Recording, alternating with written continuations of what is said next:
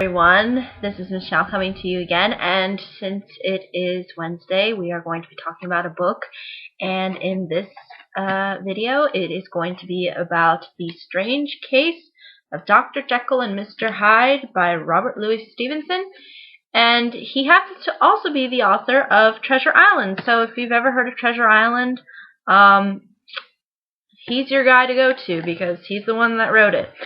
So a lot of stuff has been based upon Jekyll and Hyde. If you've probably heard of the name. It sounds familiar to maybe a lot of people. The reason why I find this story in particular very interesting compared to a lot of maybe horror sort of mystery type-esque books, which is basically what this book is that it focuses on not someone who's necessarily a victim of somebody else's crime. For example, we could say Frankenstein, the monster, is a victim of his creator, Frankenstein. Or we could say, for example, Dracula's victims are who are vampires are victims of a attack. You could also say, for example, in other like myths and legends, that monsters are kind of kept separate from the creator. It's almost as if that they're two beings, and that they don't necessarily operate together. It's just sort of a distinct separation. And when a person does become a monster, it's often done through victimization of another person. So, for example, vampires are a victim of other vampires, or Dracula, and so on, and werewolves being from other werewolves, and so on and so forth. So, what I find interesting about this book in particular is that it addresses Dr. Jekyll and Mr. Hyde. And as you will notice once you start reading the story and once you get through it to the end, you'll understand why I'm talking about why it's different. It's because Jekyll and Hyde are not really separate.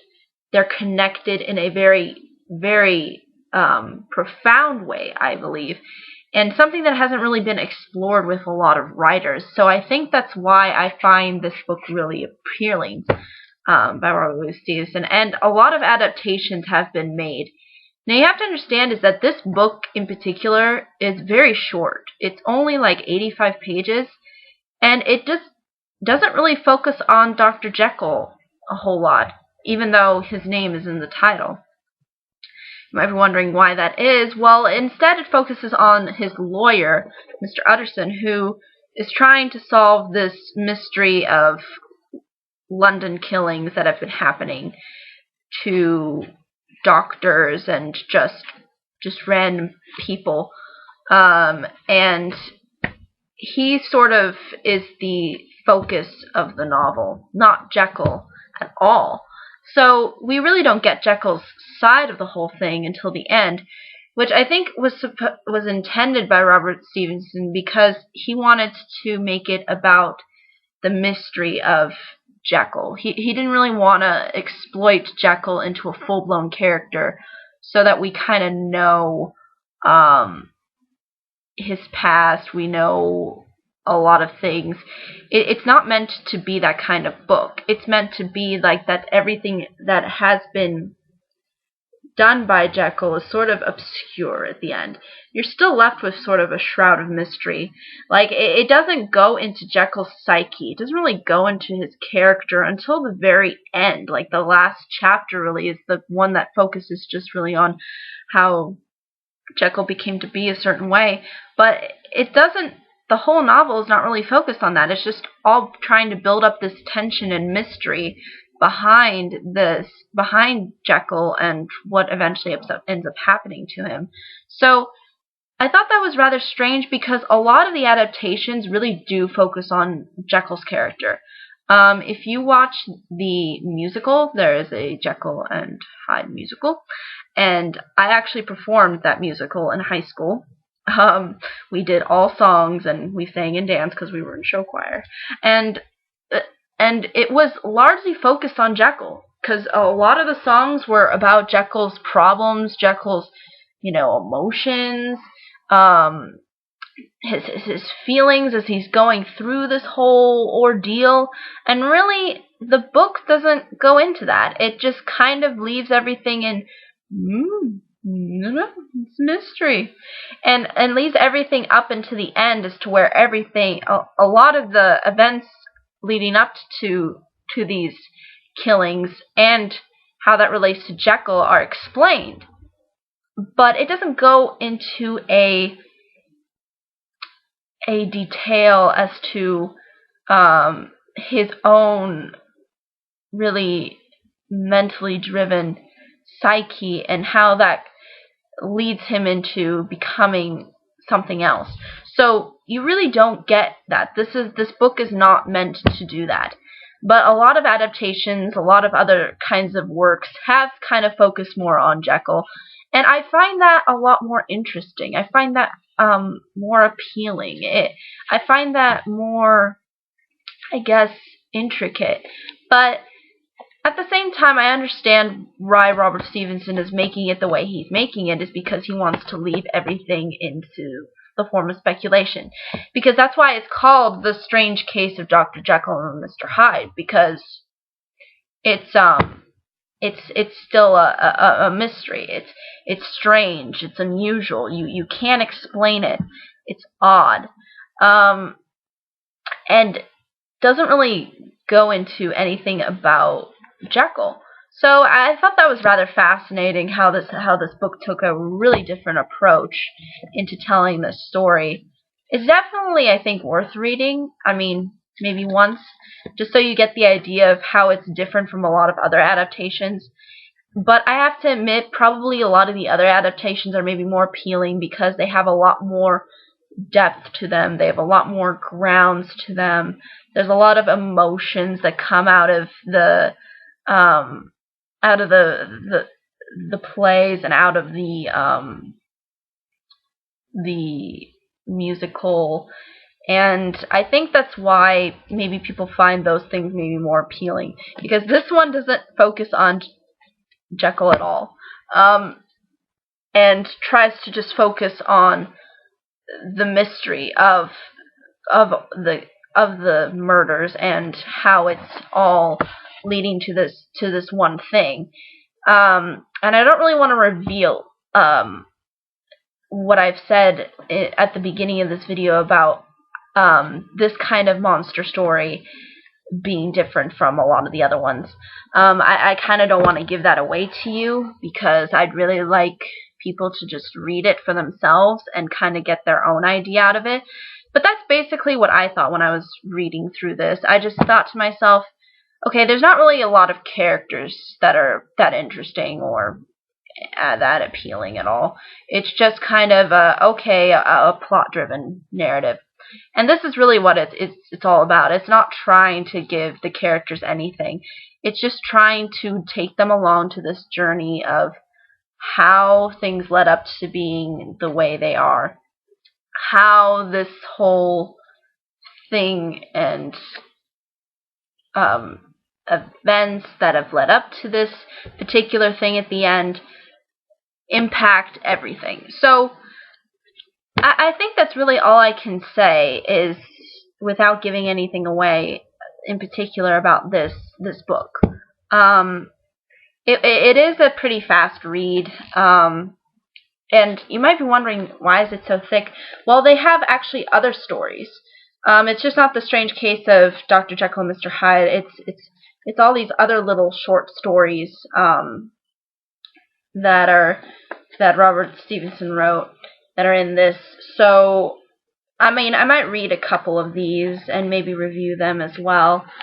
I'm not sure about that, but we'll see how that goes.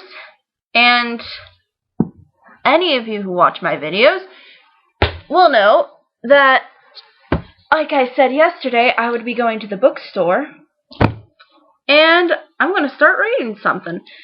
So, what's going to probably end up happening, though, is that I'm going to have to put off the book review, but I'm going to do a book review. I'm just going to be doing every day. It's not gonna stop me. Nobody is going to stop me. I'm going to do a video every single day until the end of the summer. So what I'm going to do is I'm going to review a book that I've already read.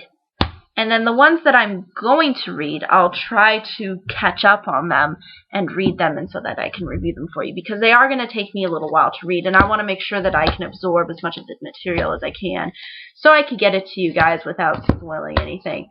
So I got a few books from the library. This one sounded interesting to me. It's called Dracula in Love, and it basically tells like the classic tale, but except through, I believe it's Nina's point of view.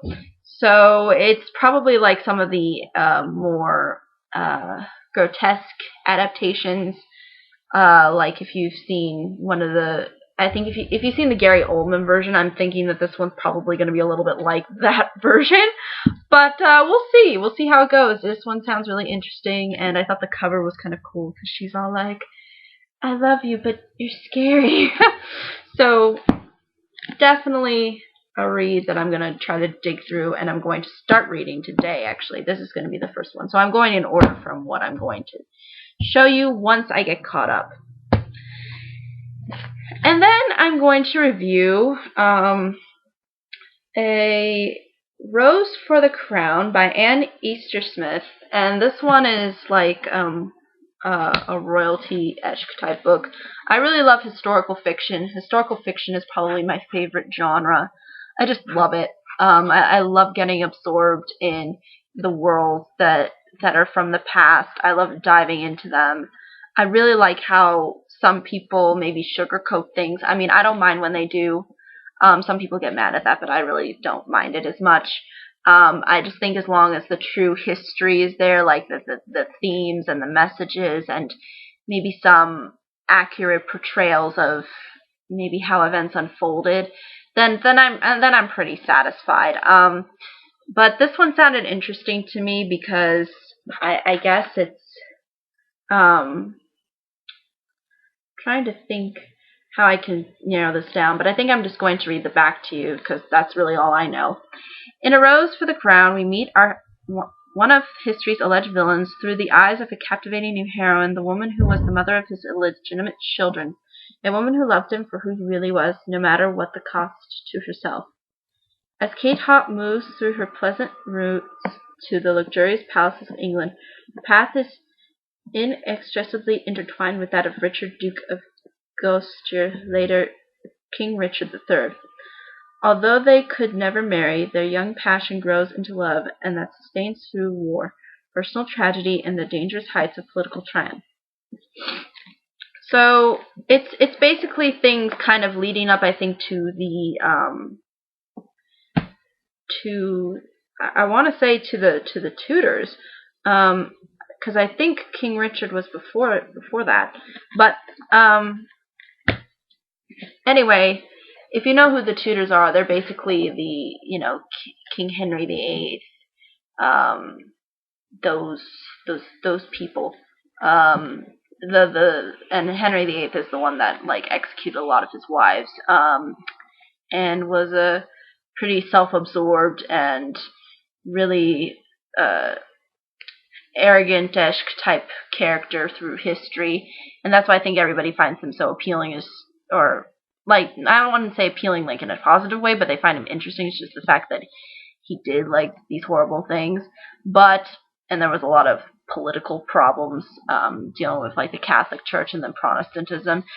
So I think this is trying to address what led up to that. I mean, I could be wrong, but from what it's sounding like, I think that's what it's trying to do.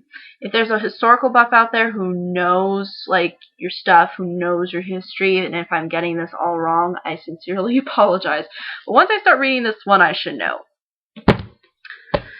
And then we have Gone with the Wind. I've never seen the movie. Never seen it. Don't know anything about Gone with the Wind. I mean, I know a few lines. I mean, that's it. I mean, I really do like the lines, though. I really like when Clark Clark Gable says at the end, frankly, to be honest, dear, I don't, or frankly, to be honest, dear, I don't give a damn, or something like to that extent. I might have switched the words around, but I really like. I think it's interesting because it's also a historical-esque type novel, and it's dealing with the South and with the Civil War and slavery and kind of dealing with other things. It's supposed to be, I guess, kind of tragic somehow, but I'll probably discover that as I read through it. But it's really long, so the copy that I actually have now is probably not the copy I'm going to have, because the library only lets me keep them, all these 3 books that I just showed you. They only lets me keep it till the 27th, and I want it for more, but, I mean, I can ask. I'm hoping that I can get it for more. But what I will try to do is I will try to see if I can maybe get a different version, because they had so many copies of Gone with the Wind, so maybe I can just grab the other one and just say, yeah, I'll rent this version. But probably not going to get to this thick, big work. But it's big. Like, it's just crazy how big this book is, and all for a love story. And pretty much that's what it is. And then these are the books that I actually bought with my own gift cards that I got and with my own money. And this one's Ailia, and I'm looking forward to reading this one because it's if you know your Shakespeare, you know Ophelia is the name of a character in Shakespeare. I want to say it's of Hamlet. Yes, it is of Hamlet. So she's it's focused more on her story, and I thought that's interesting. How an author's just trying to address that, and I like her stare. I like how she just goes like, I know something you don't know, and it's drastic, and I just like how she stares in the cover, on the cover. And it has some critiques, and everybody likes it, so definitely going to look at that one. But that's the thing, I look at the rented ones first before I do the ones that I actually have, because the ones I actually have I don't need to worry about stupid bookstore telling me, you can't keep it. But anyway, another one that I thought sounded a lot of fun was Amy and Roger's Epic Detour. And I thought that was such an interesting title. And I like the cover of just like, we're holding hands on like the brink of adventure. I thought that was kind of funny. But what I think this one sounds interesting is the fact that it's about these 2 people who don't really know each other that well, then end up going on a road trip together and then having to experience something together.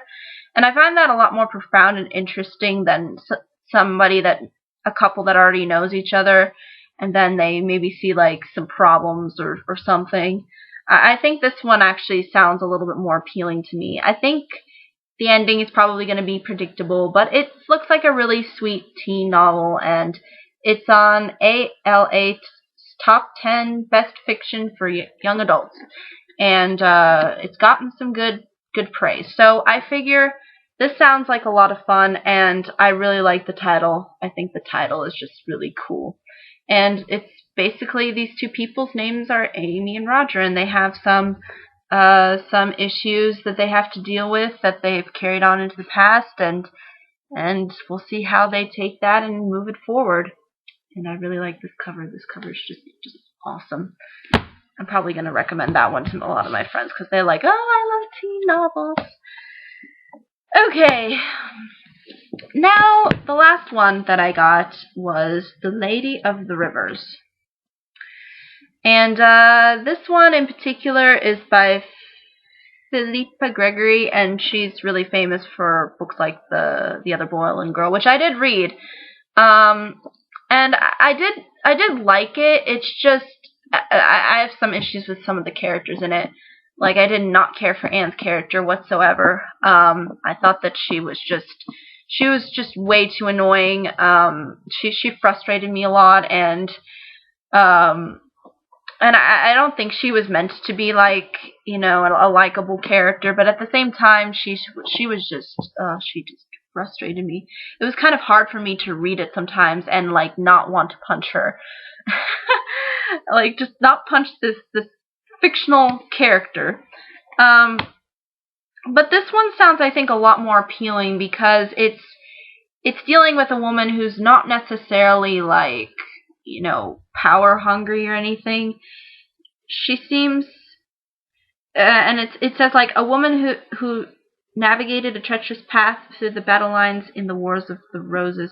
So it's basically talking about somebody within history who I think actually existed, but I could be wrong.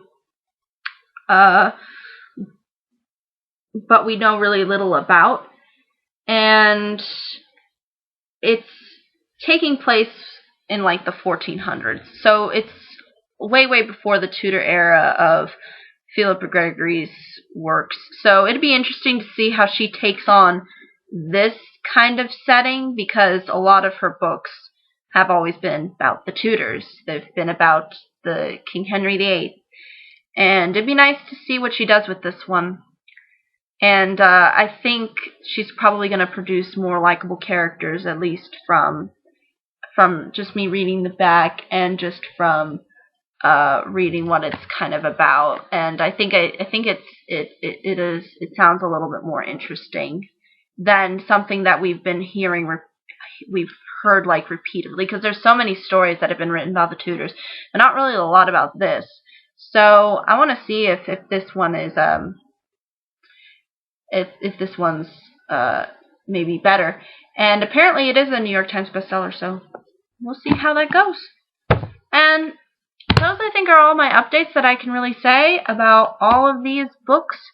If you have any questions, comments, or concerns, I'd be more than happy to answer them. And if you want me to look and see if they could have a book in my library, or if I can find them at some store, then feel free to ask. Be more than happy to answer your questions, comments, concerns. You can email me. You know, totally open for that. And you can also write a comment in the comment section if you are interested. And what we need to understand is that even though maybe some people don't like books, some people are more maybe moviegoer people, and I totally understand that. But the thing is you have to understand a lot of books are the original source material to movies. Gone with the Wind is probably my biggest example. And look at just how thick this thing is. And I think the movie's actually pretty long too, so they probably took a good chunk of this book out of it.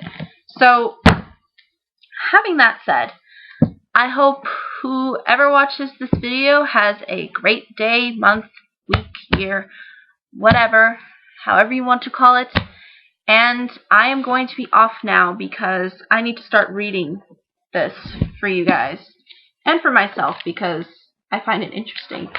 And we'll see what it has to say about Dracula in Love.